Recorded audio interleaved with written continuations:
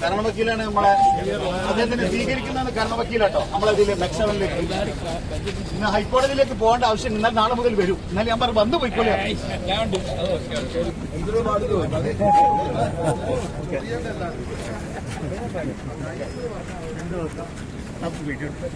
എല്ലാവരോടും അസ്സലാമു അലൈക്കും, നമസ്കാരം. ഒന്നുമില്ല, ആകെയെങ്കിലും മൂന്ന് കാര്യങ്ങൾ മെയിനായിട്ട് ചെയ്തത്. ഒന്ന്, മതസൗഹാർദ്ദം. നമ്മുടെ നാട്ടിൽ നഷ്ടപ്പെട്ടുകൊണ്ടിരിക്കുന്ന ഒരു വലിയ കാര്യം മതസൗഹാർദ്ദം. ഒന്ന്, അതാണ് നടന്നത്.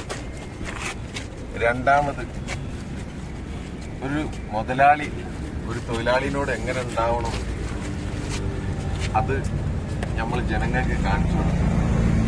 ഒരു മുതലാളി ഏതൊക്കെ വരെ നിൽക്കാൻ പറ്റും നമ്മൾ കാണിച്ചു.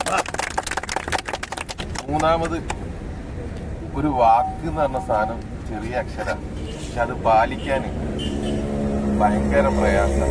നമ്മൾ ആ വാക്ക് ജനങ്ങൾക്ക്, അതായത് അവരുടെ വീട്ടുകാർക്ക് കൊടുത്ത നമ്മൾ നിങ്ങൾ കോഴിക്കോടാരെ പ്രത്യേകത. ഞാൻ ആ കോഴിക്കോടാരെ പ്രത്യേകത കാണിച്ചു. കരാർ പാലിക്കുന്നവൻ ആരോ അവനാണ് സത്യവിശ്വാസി.